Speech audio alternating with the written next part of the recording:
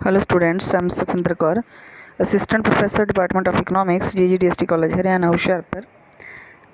ਅੱਜ ਦੇ ਇਸ ਲੈਕਚਰ ਦੇ ਵਿੱਚ ਅਸੀਂ ਟੌਪਿਕ ਜਿਹੜਾ ਕਰਨ ਜਾ ਰਹੇ ਹਾਂ ਉਹ ਹੈ ਐਡਮਿਨਿਸਟ੍ਰੇਟਿਵ ਡਿਸੀਜ਼ਨਸ।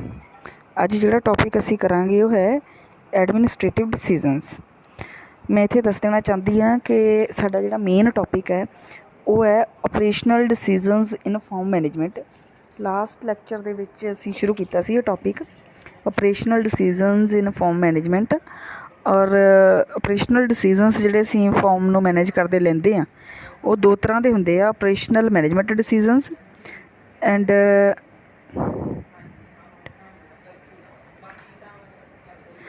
ਸੈਕੰਡ ਹੈ ਐਡਮਿਨਿਸਟ੍ਰੇਟਿਵ ਡਿਸੀਜ਼ਨਸ। ਪਰ ਜਿਹੜੇ ਆਪਰੇਸ਼ਨਲ ਮੈਨੇਜਮੈਂਟ ਡਿਸੀਜ਼ਨਸ ਸੀ ਇਹ ਅਸੀਂ ਲਾਸਟ ਲੈਕਚਰ ਦੇ ਵਿੱਚ ਕਰ ਲਏ ਸੀ, ਅਤੇ ਹੁਣ ਅਸੀਂ ਐਡਮਿਨਿਸਟ੍ਰੇਟਿਵ ਡਿਸੀਜ਼ਨਸ ਆ ਜਿਹੜੇ ਉਹ ਇਸ ਵੀਡੀਓ ਦੇ ਵਿੱਚ ਇਸ ਲੈਕਚਰ ਦੇ ਵਿੱਚ ਕਰਾਂਗੇ। Administrative ਡਿਸੀਜ਼ਨਸ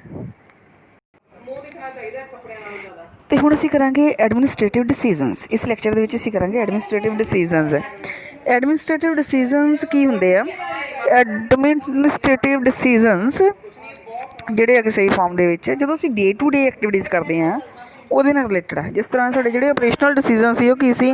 what to produce, when to produce, how much to produce and when to produce, ਕਿ ਕੀ, ਕਦੋਂ, ਕਿੰਨਾ ਅਤੇ ਕਿੱਥੇ ਪ੍ਰੋਡਿਊਸ ਕੀਤਾ ਜਾਵੇ। ਇਹ ਸੀ ਸਾਡੇ ਆਪਰੇਸ਼ਨਲ ਮੈਨੇਜਮੈਂਟ ਡਿਸੀਜ਼ਨਸ।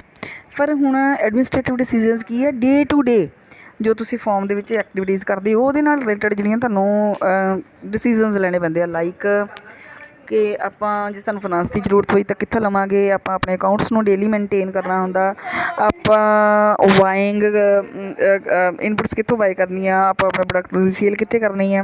ਫਿਰ ਜਦੋਂ ਅਸੀਂ ਐਗਰੀਕਲਚਰ ਦੇ ਵਿੱਚ ਕੁਛ ਖਰੀਦਦੇ ਹਾਂ ਜਾਂ ਪ੍ਰੋਡਿਊਸ ਕਰਦੇ ਹਾਂ ਅਤੇ ਅਸੀਂ ਸਿਰਫ ਵੇਚਣ ਲਈ ਨਹੀਂ ਪ੍ਰੋਡਿਊਸ ਕਰਦੇ, ਡੋਮੈਸਟਿਕ ਪਰਪਜ਼ ਲਈ ਵੀ ਪ੍ਰੋਡਿਊਸ ਕਰਦੇ ਹਾਂ। ਲਾਈਕ ਬੀਟ ਜਾਂ ਵੈਜੀਟੇਬਲਸ ਉਹ ਅਸੀਂ ਮਾਰਕੀਟਿੰਗ ਪੁਆਇੰਟ ਆਫ ਵਿਊ ਤੋਂ ਤਾਂ ਕਰਦੇ ਹੀ ਹਾਂ, ਪਰ ਉਹ ਅਸੀਂ ਡੋਮੈਸਟਿਕ ਪਰਪਜ਼ ਲਈ ਵੀ ਰੱਖਦੇ ਹਾਂ। ਅਤੇ ਕਿੰਨੀ ਅਮਾਊਂਟ ਆਪਾਂ ਡੋਮੈਸਟਿਕ ਪਰਪਜ਼ ਲਈ ਰੱਖਾਂਗੇ, ਕਿੰਨੀ ਅਮਾਊਂਟ ਆ ਜਿਹੜੀ ਆਪਾਂ ਮਾਰਕੀਟ ਦੇ ਵਿੱਚ ਭੇਜਾਂਗੇ, ਇਹ ਸਾਰੇ ਡੇ ਟੂ ਡੇ ਡਿਸੀਜ਼ਨਸ ਹੁੰਦੇ ਆ ਜਿਹੜੇ ਆਪਾਂ ਲੈਂਦੇ ਹਾਂ। ਅਤੇ ਇਹਨਾਂ ਡਿਸੀਜ਼ਨਸ ਨੂੰ ਆਪਾਂ ਕਹਿੰਦੇ ਹਾਂ administrative decisions. Administrative decisions on the farm involves supervising day to day operations and financing the farm, keeping accounts, deciding the amount to be kept for home consumption and making decisions regarding buying and selling। ਹੁਣ question ਇਹ ਆ ਕਿ ਕਿਹੜੇ ਡਿਸੀਜ਼ਨਸ ਆ ਜਿਹੜੇ ਆਪਾਂ ਲੈਂਦੇ ਹਾਂ, ਇਹ ਆਪਾਂ ਹੁਣ ਡਿਟੇਲ ਦੇ ਵਿੱਚ ਡਿਸਕਸ ਕਰਾਂਗੇ। ਕਿਹੜੇ ਐਡਮਿਨਿਸਟ੍ਰੇਟਿਵ ਡੇ ਟੂ ਡੇ ਡਿਸੀਜ਼ਨਸ ਹੈ ਜਿਹੜੇ ਆਪਾਂ ਆਪਣੇ ਫਾਰਮ ਨੂੰ ਮੈਨੇਜ ਕਰਦੇ ਟਾਈਮ ਲੈਂਦੇ ਆ। ਸਭ ਤੋਂ ਪਹਿਲਾਂ ਤਾਂ ਸੁਪਰਵਿਜ਼ਨ। ਦੀ farm manager has to supervise day to day activities on the farm. ਔਰ ਉਹਨੇ ਆਪਣੇ ਫਾਰਮ ਦੀਆਂ ਸਾਰੀਆਂ ਐਕਟੀਵਿਟੀਜ਼ ਨੂੰ ਬਹੁਤ ਡਿਟੇਲ ਦੇ ਵਿੱਚ ਦੇਖਣਾ ਹੁੰਦਾ ਹੈ ਅਤੇ ਆਪਣੇ ਫਾਰਮ ਦੀ ਐਫੀਸ਼ੀਐਂਸੀ ਨੂੰ ਵਧਾਉਣ ਦੇ ਲਈ ਇਹ ਸੁਪਰਵਿਜ਼ਨ, ਇਹ ਜਿਹੜੀ ਡੇ ਟੂ ਡੇ ਸੁਪਰਵਿਜ਼ਨ ਆ ਇਹ ਬਹੁਤ ਜ਼ਰੂਰੀ ਹੈ ਕਿ ਸਾਰੀਆਂ ਐਕਟੀਵਿਟੀਜ਼ ਟਾਈਮ 'ਤੇ ਹੋਣ ਅਤੇ ਸਹੀ ਤਰੀਕੇ ਦੇ ਨਾਲ ਹੋਣ ਤਾਂ ਜੋ ਉਸ ਨੂੰ ਮੈਕਸੀਮਮ ਆਊਟਪੁੱਟ ਆ ਜਿਹੜੀ ਉਹ ਮਿਲ ਸਕੇ। ਠੀਕ ਹੈ ਜੀ। ਨੈਕਸਟ ਹੈਗਾ ਜੀ produce for home consumption and marketing. ਫਿਰ ਉਹ ਵੀ ਇੱਕ ਲਾਈਕ ਬੀਟ, ਪੈਡੀ, ਵੈਜੀਟੇਬਲਸ ਅਸੀਂ ਮਾਰਕੀਟਿੰਗ ਪੁਆਇੰਟ ਆਫ ਵਿਊ ਤੋਂ ਹੀ ਨਹੀਂ ਸਿਰਫ ਪ੍ਰੋਡਿਊਸ ਕਰਦੇ, ਉਹਨੂੰ ਡੋਮੈਸਟਿਕ ਪਰਪਜ਼ ਲਈ ਪ੍ਰੋਡਿਊਸ ਕਰਦੇ ਹਾਂ। ਅਤੇ ਕਿੰਨਾ ਅਸੀਂ ਮਾਰਕੀਟ ਦੇ ਵਿੱਚ ਭੇਜਾਂਗੇ, ਕਿੰਨਾ ਡੋਮੈਸਟਿਕ ਪਰਪਜ਼ ਲਈ ਰੱਖਾਂਗੇ, ਇਹ ਸਾਰੇ ਡਿਸੀਜ਼ਨਸ ਵੀ ਡੇਲੀ ਆਪਾਂ ਨੇ ਲੈਣੇ ਹੁੰਦੇ ਆ। ਔਰ ਇਹ ਡੇਲੀ ਲੈਣ ਵਾਲੇ ਡਿਸੀਜ਼ਨਸ ਇਸ ਲਈ ਐਡਮਿਨਿਸਟ੍ਰੇਟਿਵ ਡਿਸੀਜ਼ਨਸ ਦੇ ਵਿੱਚ ਆਉਂਦਾ। Accounts and book keeping. ਫਿਰ ਇਹ ਵੀ ਹੈ ਕਿ ਤੁਸੀਂ ਇੱਕ ਫਾਰਮਰ ਹੈ ਜਿਹੜਾ ਉਹਨੇ ਡੇਲੀ ਵਰਕਰਸ ਨੂੰ ਵੀ ਕੰਮ 'ਤੇ ਲਗਾਇਆ, ਕਰੋਪਸ ਨੂੰ ਵੇਚਿਆ ਵੀ ਆ, ਦੈਨ ਉਹਨਾਂ ਦੇ ਲਈ ਇਨਪੁਟਸ ਵੀ ਖਰੀਦੀਆਂ, ਲਾਈਕ ਸੀਡ ਖਰੀਦੇ, ਫਰਟੀਲਾਈਜ਼ਰ, ਪੈਸਟੀਸਾਈਡ, ਫਿਰ ਟਰੈਕਟਰਸ, ਥ੍ਰੈਸ਼ਰਸ, ਬਹੁਤ ਕੁਛ ਖਰੀਦਿਆ, ਲੇਬਰ ਨੂੰ ਵੀ ਕੰਮ ਦੇ ਉੱਤੇ ਲਗਾਇਆ। ਫਿਰ ਕਿੰਨੀ ਸੇਲ ਹੋਈ, ਕਿੰਨੀ ਦੀ ਇਨਪੁਟ ਆਈ, ਕਿੰਨੀ ਆਊਟਪੁੱਟ ਗਈ, ਇਹ ਸਾਰੇ ਤੁਹਾਡੀ ਆਊਟਪੁੱਟ ਕਿੰਨੇ ਦੀ ਹੋਈ, ਤੁਹਾਡੀਆਂ ਇਨਪੁਟਸ ਜਿਹੜੀਆਂ ਆਈਆਂ ਉਹ ਕਿੰਨੀਆਂ ਸੀ, ਕਿੰਨੇ ਦੀ ਸੀ, ਉਹਨਾਂ ਦੀ ਕੋਸਟ ਕੀ ਸੀ, ਇਹ ਸਾਰੇ ਅਕਾਊਂਟਸ ਜਿਹੜੇ ਆ ਆਪਾਂ ਨੂੰ ਡੇਲੀ ਮੇਨਟੇਨ ਕਰਨੇ ਪੈਂਦੇ ਆ। ਔਰ ਇਹ ਬੁੱਕ ਕੀਪਿੰਗ ਹੈ ਜਿਹੜੀ ਜਾਂ ਅਕਾਊਂਟ ਦੀ ਜਿਹੜੀ ਅਕਾਊਂਟ ਮੇਨਟੇਨ ਕਰਨ ਦੀਆਂ ਜਿਹੜੀ ਐਕਟੀਵਿਟੀਜ਼ ਆ ਇਹ ਡੇ ਟੂ ਡੇ ਲੈਣ ਵਾਲੀਆਂ ਡਿਸੀਜ਼ਨਸ ਆ। ਔਰ ਇਹ ਮੇਨ ਐਡਮਿਨਿਸਟ੍ਰੇਟਿਵ ਡਿਸੀਜ਼ਨ ਆ ਜਿਹੜਾ ਇੱਕ ਫਾਰਮਰ ਲੈਂਦਾ। ਨੈਕਸਟ ਹੈਗਾ ਜੀ ਫਾਈਨੈਂਸਿੰਗ ਦਾ ਫਾਰਮ ਬਿਜ਼ਨਸ।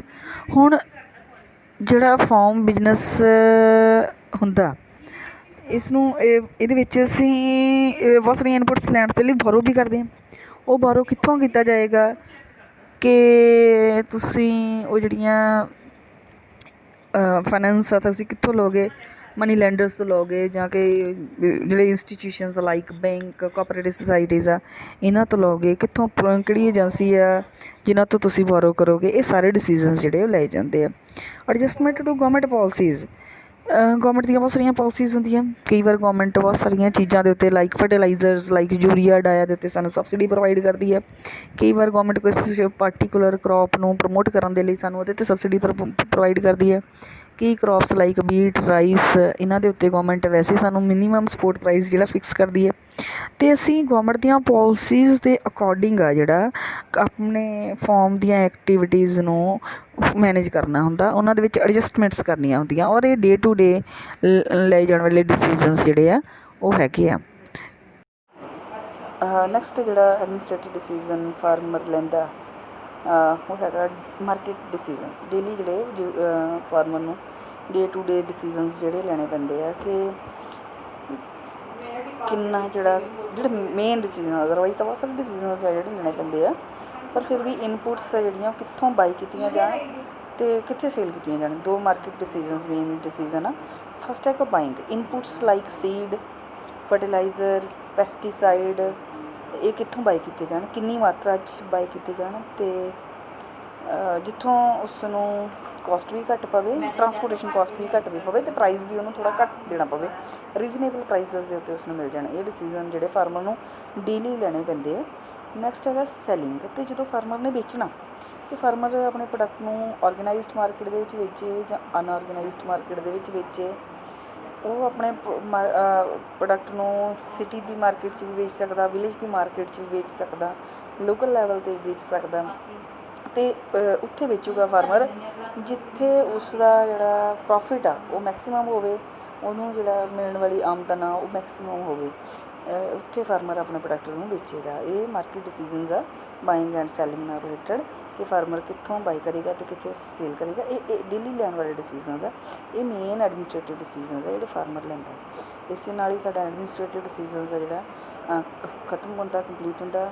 ਇਸ ਤੋਂ ਪਹਿਲਾਂ ਜਿਹੜਾ ਟੋਪਿਕ ਆ ਆਪਰੇਸ਼ਨਲ ਮੈਨੇਜਮੈਂਟ ਡਿਸੀਜ਼ਨਸ ਆ, ਅਤੇ ਇਹਨਾਂ ਦੋਨੋਂ ਟੋਪਿਕਸ ਦੀ ਡਿਟੇਲ ਕਰਨ ਦੇ ਨਾਲ ਸਾਡਾ ਜਿਹੜਾ ਮੇਨ ਟੋਪਿਕ ਜਿਹੜਾ ਸੀਗਾ ਉਹ ਹੈਗਾ ਜਿਹੜਾ ਆਪਾਂ ਕੀਤਾ ਸੀ ਆਪਰੇਸ਼ਨਲ ਡਿਸੀਜ਼ਨਸ ਇਨ ਦੀ ਫਾਰਮ ਮੈਨੇਜਮੈਂਟ, ਇਹ ਕੰਪਲੀਟ ਹੁੰਦਾ। ਅਤੇ ਨੈਕਸਟ ਜਿਹੜਾ ਲੈਕਚਰ ਹੈ ਉਸ ਦੇ ਵਿੱਚ ਅਸੀਂ ਨਵਾਂ ਟੋਪਿਕ ਜਿਹੜਾ ਸਟਾਰਟ ਕਰਾਂਗੇ। ਦੱਸਦੇ ਹਾਂ ਫਿਰ ਤੁਹਾਡੀ ਸਹੂਲਤ ਲਈ ਕਿ ਇਹਨਾਂ ਦੋਨਾਂ ਇਸ ਵੀਡੀਓ ਤੋਂ ਪਹਿਲੇ ਦਿਨ ਜਿਹੜਾ ਮੈਂ ਵੀਡੀਓ ਪਾਇਆ ਸੀਗਾ, ਮੀਨਜ਼ ਇਸ ਤੋਂ ਪਹਿਲਾਂ ਇੱਕ ਲੈਕਚਰ ਹੈ ਜਿਹੜਾ ਉਹ ਵੀ ਧਿਆਨ ਨਾਲ ਦੇਖਣਾ ਪਏਗਾ। ਇਹਨਾਂ ਦੋਨੋਂ ਲੈਕਚਰਸ ਨੂੰ ਸੁਣਨ ਦੇ ਨਾਲ ਤੁਹਾਡਾ ਇੱਕ ਜਿਹੜਾ ਟੋਪਿਕ ਆ ਉਹ ਕੰਪਲੀਟ ਹੁੰਦਾ। Thank you.